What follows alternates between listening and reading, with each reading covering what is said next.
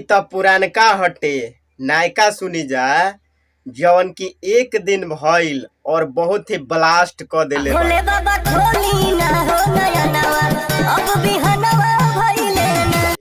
त चलो अब जान लिहल जाओ जे गाना में स्टोरी बात तो बाका और भई रहेला और भोले बाबा अपना मस्ती में कैलाश पर सुता रहेले तब पार्वती जी उनकरा के जगावेली कैसे यही भाव में पवन सिंह कैसे बतावत तड़े।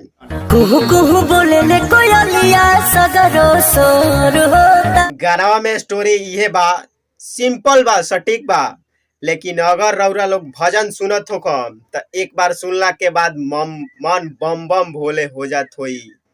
और पवन सिंह जवन भजन गा देस ओकरा में सवाल उठा ही लायक नहीं खे काहे से कि इतना मस्त गावेले और गाना के लिरिक्स भी इतना मस्त बाटे और वीडियो के क्वालिटी भी इतना मस्त बाटे कि मत पूछी। और वीडियो जौन शूट भइल बानू लागत कि ग्रीन स्क्रीन पर शूट कइल बा जौन कुछ कुछ बुझाता।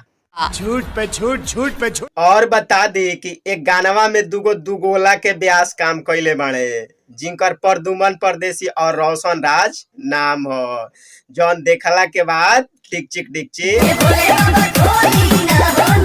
और एक गानवा में दुगो यूट्यूबर भी देखे के मिलत बाड़े शुभम और सूर्या। तो और एक गाना सुनला के बाद मन धन्य हो गइल एगो भाई कमेंट कइले बाड़े तरौरा भी जाके हमरा वीडियो के नीचे कमेंट कर दी हर हर